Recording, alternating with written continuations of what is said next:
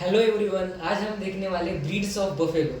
Previous lecture के अंदर हमने लाइव स्टॉक प्रोडक्शन मैनेजमेंट के अंदर टर्म्स देखे थे, अलग अलग टर्म्स, और मैंने कहा था कि एलपीएम अगर आपको अच्छा ग्रिप अगर live stock production and management के अंदर करना है तो टर्मिनोलॉजी आपको आना चाहिए। तो अब इस सेकंड लेक्चर के अंदर हम बहुत इंपॉर्टेंट टॉपिक लेके आए एलपीएम का, जिसे हम कहते हैं ब्रीड्स ऑफ बफेलो। ये टॉपिक इसलिए इंपॉर्टेंट है क्योंकि कॉम्पिटिटिव एग्जाम जो होते हैं वेटरनरी की रिगार्डिंग, वहाँ पे बहुत सारे क्वेश्चंस बफेलो ब्रीड्स की यहाँ से पूछे जाते हैं। तो पूरी जानकारी हम लेंगे, जितना होगा उतना हम ब्रीड्स ऑफ बफेलो के बारे में जानकारी लेंगे। तो मैं पहले से यहाँ पे मैंने लिखा है कुछ, ताकि हमारा वीडियो का ड्यूरेशन ना बढ़े। तो जानकारी लेते हैं बफेलो के बारे में सभी। अगर आपको पूछा गया कि बफेलो के कितने रजिस्टर्ड ब्रीड है, ठीक है, तो there are 16 registered breed of buffalo across the world. ठीक है, अक्रॉस द वर्ल्ड 16 यानी 16 जो है रजिस्टर्ड ब्रीड है हमारे बफेलो की। और ये बहुत ही खुशी की बात है कि पूरे वर्ल्ड के अंदर इंडिया ये फर्स्ट कंट्री है बफेलो पॉपुलेशन के अंदर, मतलब 57% बफेलो पॉपुलेशन इंडिया के अंदर है। First in buffalo population, India is the first in buffalo population, क्योंकि बफेलो का जो पॉपुलेशन है एशिया कंटिनेंट के अंदर ज्यादा है, और एशिया के अंदर भी इंडिया के अंदर ये बफेलो पॉपुलेशन ज्यादा होता है। तो 16 रजिस्टर्ड ब्रीड है बफेलो की ऑल ओवर द वर्ल्ड, और इंडिया जो है वो फर्स्ट कंट्री है बफेलो पॉपुलेशन के अंदर। सबसे ज्यादा बफेलो यानी 57% बफेलो पॉपुलेशन इंडिया के अंदर प्रेजेंट है। अब बफेलो का अगर हम बात करें तो जनरली हम बोलते हैं, हमें लगता है बफेलो या एक ही टाइप होता है बफेलो, लेकिन बफेलो के दो पार्ट हम कर सकते हैं। एक होता है रिवर टाइप बफेलो और दूसरा होता है swampy type buffalo. Swampy type buffalo यानी आपने देखा होगा ऐसे कुछ बफेलो होते हैं जो कीचड़ में रहते हैं, कीचड़ में रहना उन्हें अच्छा लगता है, उन्हें हम स्वैम्पी टाइप बफेलो कहते हैं। लेकिन ऐसे बफेलो बहुत ही रेयर होते हैं, स्वैम्पी टाइप बफेलो बहुत रेयर होते हैं। लेकिन रिवर टाइप बफेलो जो कॉमन होते हैं, ठीक है, तो रिवर टाइप और स्वैम्पी टाइप दो प्रकार के बफेलो होते हैं। रिवर टाइप बफेलो कॉमनली होते हैं और स्वैम्पी टाइप बफेलो बहुत रेयर होते हैं। अब बफेलो का साइंटिफिक नेम आता है, यानी रिवर टाइप बफेलो का साइंटिफिक नेम आता है बुबैलस बुबैलिस। बुबैलस बुबैलिस ये साइंटिफिक नेम आता है रिवर टाइप बफेलो का, और इसके अंदर 50 क्रोमोसोम्स प्रेजेंट होते हैं। कितने होते हैं? 50 क्रोमोसोम। और स्वैम्पी टाइप बफेलो का साइंटिफिक नेम आता है बुबैलस कैराबिनेसिस। बुबैलस कैराबिनेसिस, और इसके अंदर 48 क्रोमोसोम्स प्रेजेंट है। ठीक है, तो टू टाइप्स ऑफ बफेलो होते हैं, रिवर टाइप और swampy type. River type buffalo common होते हैं, स्वैम्पी टाइप बफेलो बहुत रेयर।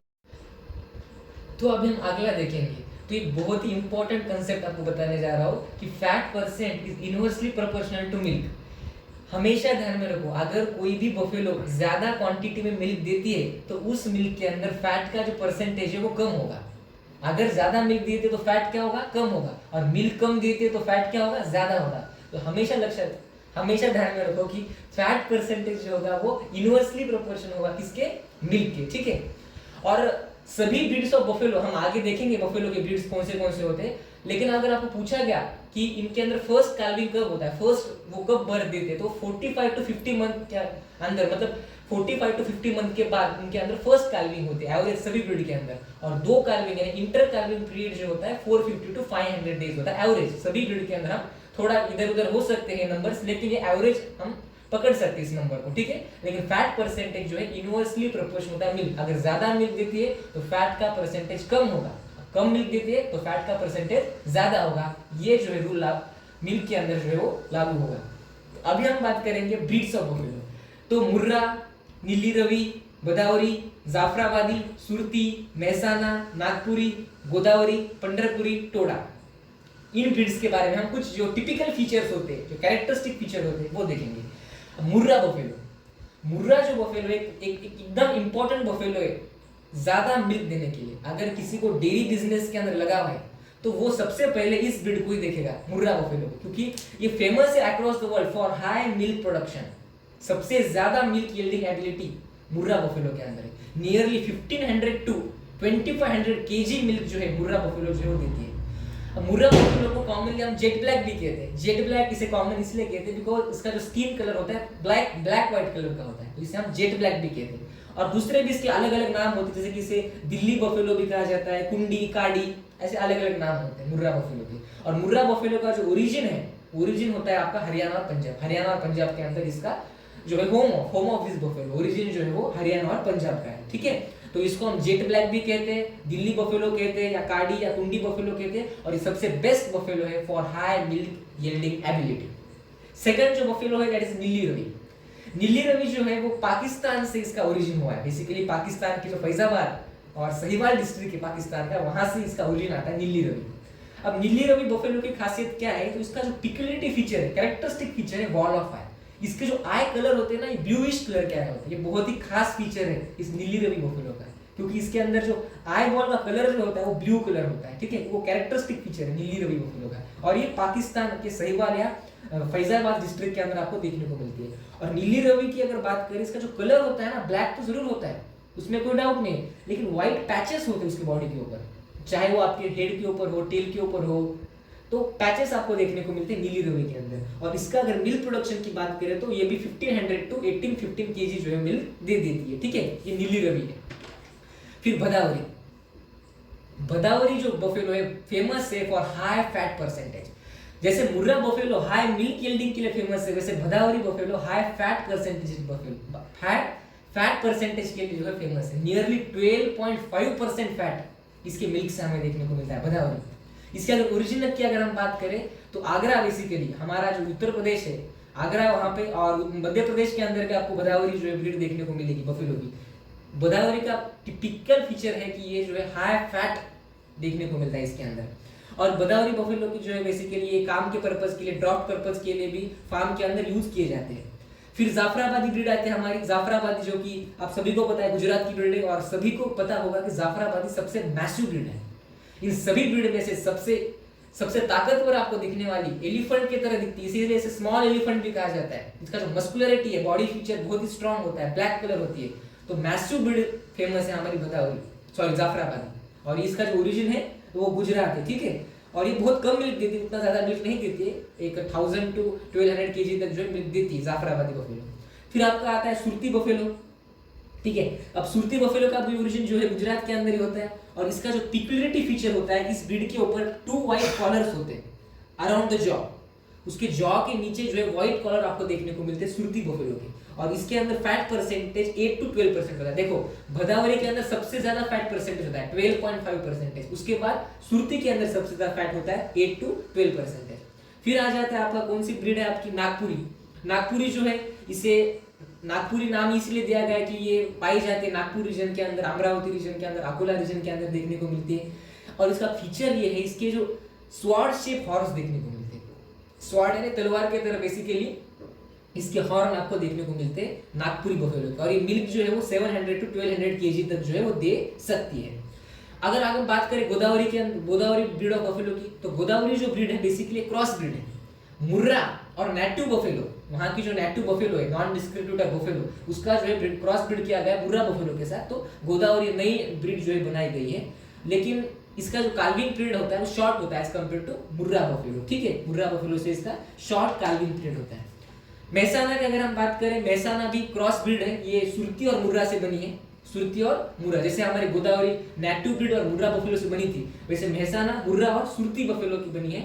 और मेहसाना जो है वो डेयरी ब्रीड बफेलो है, मतलब डेयरी पर्पज के लिए, मिल्क ज्यादा मिल्क देने के लिए ये जानी जाती है। और गुजरात और महाराष्ट्र के एडजॉइनिंग स्टेट्स के अंदर आपको मेहसाना ब्रीड जो है वो देखने को मिलती है, ठीक है। और इसका जो बॉडी होता है वो लॉन्गर होता है दैन मुर्रा बफेलो। लिम्स जो है लाइटर होते हैं, लिम्स जो है लाइटर थीन होते हैं मुर्रा बफेलो की कंपैरिजन में इसके मेहसाना। और मेहसाना कैसे बनती है, cross breed of Surti and मुर्रा।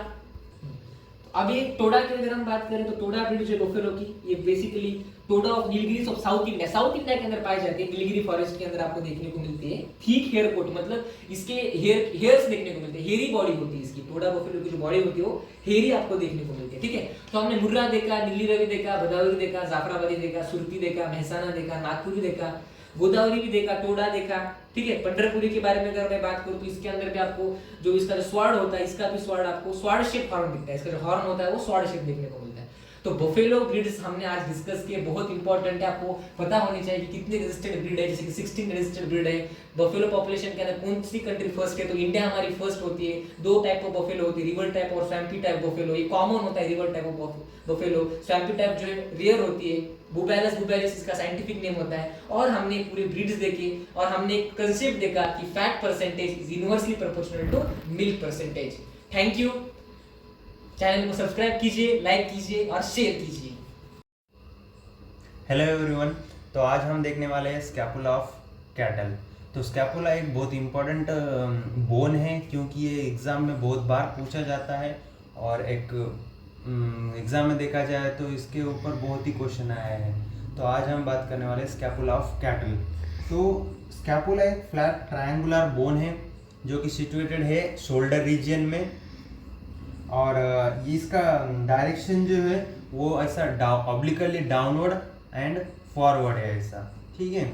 उसके बाद ये सिचुएटेड है थर्ड और fourth thoracic to distal end of the rib, distal end of rib, okay.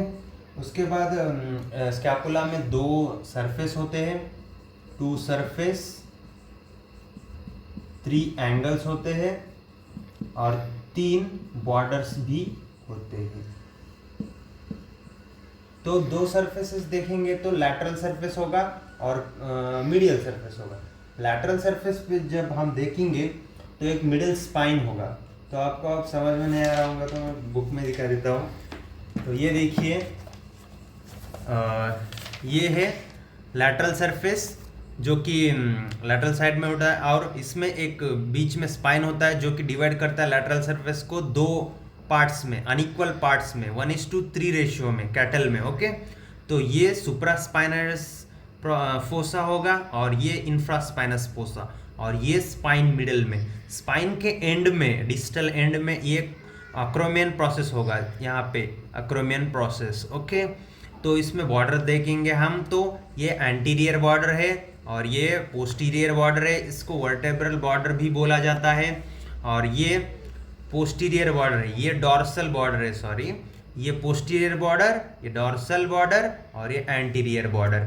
तो इसमें 3 बॉर्डर देख लिए हमने और 3 एंगल देखेंगे, क्रैनियल एंगल, काउडल एंगल और डिस्टल एंगल। क्रैनियल एंगल जो प्रेजेंट होता है वो पोस्ट डॉर्सल बॉर्डर और एंटीरियर बॉर्डर के बीच में होता है, और कॉर्डल एंगल जो होता है डॉर्सल बॉर्डर और पोस्टीरियर बॉर्डर के बीच में होता है। और ये डिस्टल एंगल, डिस्टल एंगल पे आप देखेंगे तो 3 स्ट्रक्चर आपको दिखेंगे, जो कि नीचे आर्टिकुलर सरफेस होगा जो कि ग्लेनॉइड कैविटी होगा, नीचे इसके नीचे होगा, जो कि हेड ऑफ ह्यूमरस के साथ अटैच होके शोल्डर जॉइंट फॉर्म करेगा, ओके। उसके बाद उसके ऊपर इधर साइड में ट्यूबरकल देखेगा आपको, उसको नाम है स्कैपुला ट्यूबरकल स्कैपुले या फिर सुप्रा ग्लेनॉइड ट्यूबरकल, ओके। उसके साइड में यानी मीडियल साइड में आपको एक छोटा सा प्रोसेस दिखेगा जिसका नाम है कोराकॉइड प्रोसेस, ओके। तो ये हो गया कैटल का स्कैपुले। उसके पीछे यानी मीडियल साइड में जो फोसा होता है वो सब स्कैपुलर फोसा होता है। तो ये हो गया ऑक्स का। उसके बाद हम देखेंगे हॉर्स का। हाँ, तो इसके बाद हम देखेंगे स्कैपुला ऑफ हॉर्स। तो हॉर्स में इंपॉर्टेंट आपको डिफरेंस देखना है, जब आपके हाथ में बोन दिया जाएगा या फिर एनाटॉमी लैब में आपको बोन दिखेगा स्कैपुला, तो कैसे पहचानना है कि ये हॉर्स का है। तो फर्स्ट ऑफ ऑल आपको देखना है लैटरल सरफेस में अक्रोमियन प्रोसेस जो एब्सेंट होगा तो वो हॉर्स का बोन होगा, स्कैपुला होगा, ठीक है। उसके बाद और डिफरेंस देखना है तो ट्यूबर स्कैपुले जो कि ग्लेनोइड कैविटी के ऊपर जो होता है वो प्रोमिनेंट होता है, यानी बड़ा होता है, लार्ज होता है, साइज में बड़ा होता है। उसके बाद distance between the glenoid cavity and the tuber scapulae is more, मतलब जो ग्लेनोइड कैविटी होगी नीचे ग्लेनोइड एंगल पे, और जो ट्यूबरकल होगा यहाँ पे, तो उसमें डिस्टेंस जो है वो ज़्यादा होगा इन कंपैरिजन ऑफ कैटल। उसके बाद कोराकॉइड प्रोसेस जो कि यहाँ होता है ऐसा, तो वो भी वेल डेवलप्ड होता है हॉर्स में, okay. Subscapular fossa is deep, medial side में जो सबस्कैपुलर होता है वो डीप होता है ज़्यादा। तो ये प्रोसेस है, ये कैरेक्टर है स्कैपुला ऑफ हॉर्स, तो ये लिख लीजिए। हाँ, तो आप देखेंगे स्कैपुला ऑफ डॉग। तो डॉग में मेनली आपको देखना है कि स्कैपुला का जो लैटरल साइड होगा उसमें जो मिडिल स्पाइन होगा वो डिवाइड करेगा लैटरल सरफेस को 2 इक्वल पार्ट्स में, मतलब 1:1 रेशियो में डिवाइड करेगा, ओके। और जो एंटीरियर एंड डॉर्सल बॉर्डर जो होगा वो कॉन्वेक्स होगा, ऐसे कॉन्वेक्स होगा, और जो पोस्टीरियर बॉर्डर होगा वो स्ट्रेट होगा, ओके। तो उसके बाद देखेंगे जो कोराकॉइड प्रोसेस है डिस्टल एंगल पे वो एब्सेंट होगा डॉग में, एब्सेंट होगा क्या, कोराकॉइड प्रोसेस एब्सेंट होगा। उसके बाद ट्यूबर स्कैपुले जो है वो ब्लंट होगा, यानी छोटा होगा, साइज में कम होगा। उसके बाद अक्रोमेन प्रोसेस जो है वो शॉर्ट होगा और extended to the level of glenoid cavity, मतलब ग्लेनर कैविटी तक ये होगा क्या, कोराकॉइड प्रोसेस। ओके ठीक है, तो इतना स्कैपुला ऑफ डॉग। हाँ, तो आज के लिए बस इतना ही। आज हमने देखा scapula of cattle, horse and dog. तो ये 3 मेन इंपॉर्टेंट है, तो आप इसको अच्छे से याद कर लीजिए, क्योंकि स्कैपुला जो है वो बहुत ही इंपॉर्टेंट बोन है, एग्जाम में पूछा ही जाता है, और एक्सटर्नल एग्जाम में भी यही आपको प्रैक्टिकल में स्कैपुला बोन पूछा जाएगा मेनली। तो thanks for watching, like, subscribe and share the video. Okay, thank